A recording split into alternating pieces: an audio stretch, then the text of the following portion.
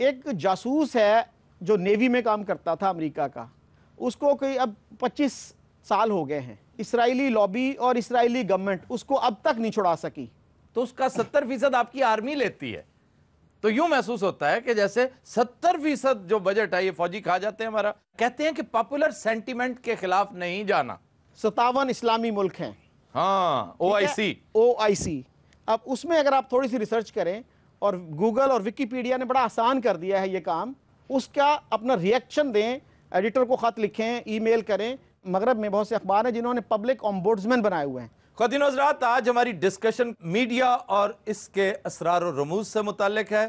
آج اس حوالے سے ہم نے دعوت دے رکھی ہے شکیل چودھری صاحب کو. شکیل چودھری صاحب کا تعلق نئی جنریشن دانشوروں کی اس سے ہے کہ نعیم بلوچ صاحب ہماری ٹیم کے مستقل ممبر ہیں، ہمارے ریسرچر ہیں، اور آج ایک طویل عرصے بعد واپس تشریف لائے ہیں. میں محسوس کرتا ہوں کہ ہمارے ہاں تفکر کی کمی ہے.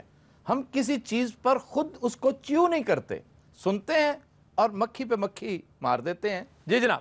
اس حوالے سے میں آپ کی توجہ قرآن مجید کی ایک تعلیم کی طرف دلواؤں گا. سورہ حجرات میں خاص طور پر خبر ہی کے حوالے سے کہا گیا ہے کہ اگر تمہارے پاس کوئی خبر آئی ہے تو اس پر رد عمل ظاہر کرنے کے بجائے، چاہے وہ مخالفت میں ہو چاہے وہ حق میں ہو، آپ پہلے تحقیق کر لیں. واہ، کیا خوبصورت لائن ہے، کیا نسخہ کیمیا ہے کہ آپ اس کے اوپر تھوڑی سی تحقیق کر لیں، اس پہ غور و فکر کر لیں. جی. ہمارے ہاں جس کو کہتے ہیں فیکٹ چیکنگ، حقائق کی چھان بین، یہ ہمارے یہاں ڈیزگنیشن یا عہدہ ہی نہیں ہوتا اخباروں میں یا ٹی وی چینلز میں، جس کی بڑی شدید ضرورت ہے. جبکہ امریکہ میں 1920s میں ٹائم میگزین نے یہ شروع کیا. تو ہمارے ہاں تو بہت زیادہ وہ کنسپیریسی تھیریز کا کلچر ہے، سازشی مفروضے چلتے ہیں ہر وقت، اور وہ بکتے ہیں. Yes. بڑی رغبت سے لوگ انہیں پڑھنا چاہتے ہیں. یہ بہت بدقسمتی کی بات ہے.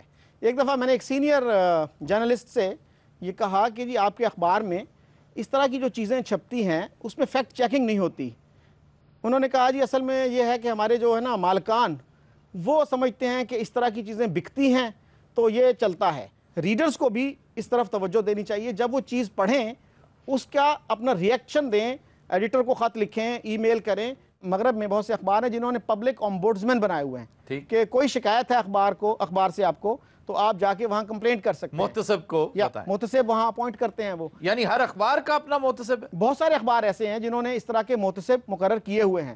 مثلا نیو یارک ٹائمز میں ہر روز انہوں نے یہ کیا ہوتا ہے کہ اگلے دن پچھلے دن کی غلطیوں کا خود اعتراف کرتے ہیں کہ کل ہم نے یہ ہیڈ لائن لگائی تھی جو کہ غلط نہیں تھی لیکن اس کا ایمفسس غلط تھا، تو ہم آپ سے معذرت خواہ ہیں. واہ. اسی طرح سے آپ یہ دیکھیے کہ عراق کی وار پہ نیو یارک ٹائمز نے سپورٹ کیا بش کو ویپنز آف میس ڈسٹرکشن کے اوپر، لیکن اگلے ہی سال انہوں نے معذرت کی اپنے ریڈر سے کہ وی ور مس لیڈ. اب ہمارے کسی اخبار نے آج تک معذرت کی ریڈر سے کہ 1971 میں ہم نے جو رپورٹنگ کی وہ غلط کی؟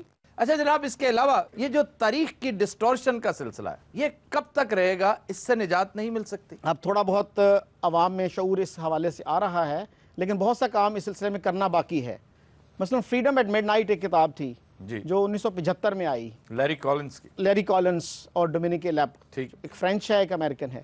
اب اس میں بہت ساری چیزیں تھیں جو ہمارے اسکول کالج میں نہیں پڑھائی جاتی، اور بعض اوقات جو ہے نا لوگ کہتے ہیں جی یہ بہت متعصبانہ کتاب ہے. بھئی میرا کوسچن یہ ہے کہ اگر یہ متعصبانہ کتاب ہے تو آج تک کسی نے اس کا جواب کیوں نہیں لکھا؟ اگر اس میں بہت سیریس انیکیوریسیز ہیں. پھر پروفیسر کے عزیز کی اب دیکھیے مرڈر آف ہسٹری، اگر وہ غلط ہے تو ابھی تک کسی نے جواب کیوں نہیں لکھا؟ اتنا لوگ جو ہیں بے حس ہو چکے ہیں شاید. تو میرا خیال ہے جو تھنکنگ سیکشنز آف سوسائٹی ہیں، سوچنے سمجھنے والے لوگ ہیں، ان کو اس سلسلے میں رول ادا کرنا چاہیے. سر وہ کیا رول ہے؟ ذرا اختصار کے ساتھ یہ بھی بتائیے کہ کیا کریں. نوجوانوں کو اس سلسلے میں زیادہ لیڈ لینی چاہیے. وہ زیادہ ٹیک سیوی لوگ ہیں کہ جی آپ جو بچوں کو نفرت پڑھا رہے ہیں، جو ان کو تعصبات سکھا رہے ہیں، اس کا کوئی فائدہ نہیں ہے. دکانیں بہت چمک اٹھتی ہیں نا نفرت کا نام پر، لیکن اس کا فائدہ کس کو ہوتا ہے؟ معاشرے کو تو کوئی فائدہ نہیں ہوتا. یہ بتائیے کہ وہ جو میجر مرڈرز آپ کی نظر میں 5-7 مثالیں آف دا کف لوگ دے دیتے ہیں، کیا خیال ہے آپ کا؟ کون کون سی ایسی چیزیں ہیں جن کے اوپر ہمارے نوجوانوں کو آج سے ہی ریسرچ شروع کر دینی چاہیے؟ مثلا ایک تو ہمارے ہاں بڑا مشہور ہے کہ 1971 کی جنگ کے بعد اندرا گاندھی نے یہ کہا کہ آج ہم نے 1000 سالہ غلامی کا بدلہ لے لیا ہے. جی. اب مجھے تقریباً 15 سال ہو گئے ہیں اس کا سورس ڈھونڈتے ہوئے. 14 مجھے بھی ہو گئے. ٹھیک ہے، ابھی تک کہیں سورس نہیں ملا. کوئی کہتا ہے جی انہوں نے جلسہ عام میں کہا، کوئی کہتا ہے جی پارلیمنٹ ہاؤس میں کہا. And the fact of the matter is there is no basis to this quotation. اس کے علاوہ ہمارے ہاں بڑا مشہور ہے کہ جی 57 इस्लामी मुल्क हैं। हाँ, OIC। अब उसमें अगर आप थोड़ी सी रिसर्च करें, और गूगल और विकीपीडिया ने बड़ा आसान कर दिया है ये काम, ये बिल्कुल गलत बात है। 57 मेंबर जरूर हैं OIC के, इनमें से कम 10 मुल्क ऐसे हैं जो जहां पे मुस्लिम्स और माइनॉरिटी में, अक्सरियत में है ही नहीं। ऐसे ऐसे मुल्क भी हैं। एक मुल्क है गैबोन, अफ्रीका का, उसमें 1% के करीब, लेस देन 1% इवन मुस्लिम्स हैं। गयाना है, इसी तरह सूरीनाम है। ये 2 मुल्क हैं लातीनी अमेरिका के। युगांडा में भी Muslims are not the majority. तो कम से कम 10 मुल्क ऐसे हैं, और गयाना और सूरीनाम में तो ये सूरत हाल है कि वहां पे हिंदूज जो हैं मुसलमानों से ज्यादा हैं। ठीक शकील साहब, हमारे यहाँ तो लोग इतना तरद्दुद नहीं करते कि इस बात पर गौर कर लें कि हमारा डिफेंस बजट है क्या, कि आपकी जो टैक्स कलेक्शन है, ये बच्चों के लिए, नौजवानों के लिए ये बड़ी अहम बात है पल्ले बांधने वाली, कि आपकी टैक्स कलेक्शन का 50%, तकरीबन 50% डिफेंस की तरफ चला जाता है। ये एक और बात है, आपके नेशनल बजट का हार्डली 20 पॉइंट समथिंग ये परसेंटेज है।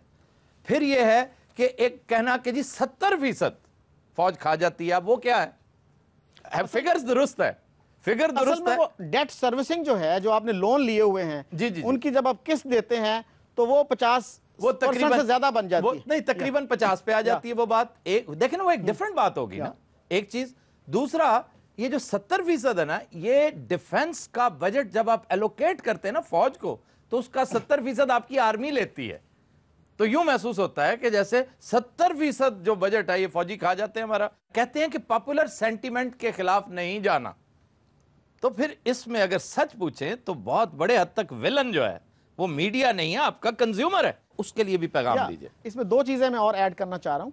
एक तो हमारे यहाँ जो कंस्पिरेसी थियरीज हैं, मसलन एक कालम नवीस ने, बड़े सीनियर कालम नवीस हैं, उन्होंने लिखा कि पाकिस्तान में जो ज़लज़ला आया था वो भी अमेरिका लाया था, उसके बाद जो सैलाब आया वो भी अमेरिका लाया था, और यहाँ तक कि जापान में जो सुनामी आया वो भी अमेरिका लाया था। ये जो चीज़ें हैं, अवाम नास जब तक रिएक्ट नहीं करेंगे, एक तो ये कि हमारे अखबार जो है ना, रीडर्स कालम जो है, लेटर्स टू एडिटर का कालम, उसको सीरियस नहीं लेते उर्दू अखबार, वरना इस तरह की चीज़ों की इस्लाह हो सकती है।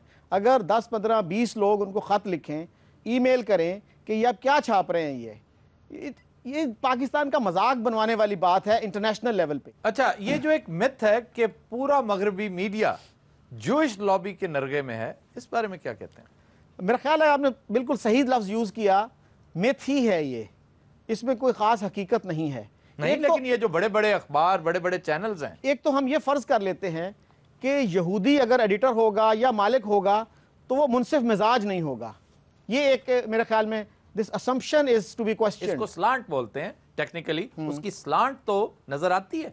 इसके बावजूद आप ये देखिए कि अमेरिका का सबसे बड़ा जो नाक़िद है, इसराइल का सबसे बड़ा नाक़िद अमेरिका में, वो नोम चॉम्स्की है, प्रोफेसर नोम चॉम्स्की, वो यहूदी है। अगर यहूदियों का पैटर्न ऑफ बिहेवियर आप देखें तो आप बड़ी अच्छी तरह जानते हैं कि व्हाइट हाउस और कांग्रेस को इसराइली ऑक्यूपाइड टेरिटरी कहा जाता है।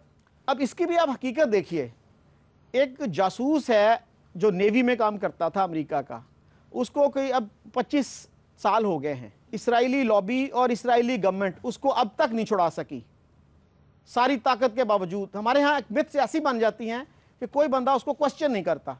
कोई वजीर आजम इसराइल का ऐसा नहीं है जो अमेरिका जाता हो और उनसे मुतालबा करता हो कि जी इसको छोड़ दें, लेकिन तो अच्छा जी सोचेंगे, लेकिन छुड़वा नहीं सके। 25 साल हो गए हैं वो जेल में है अब तक। इल्ज़ाम उस पर यह था कि जी वो अमेरिका की नेवी में था और इसराइल के लिए जासूसी करता था।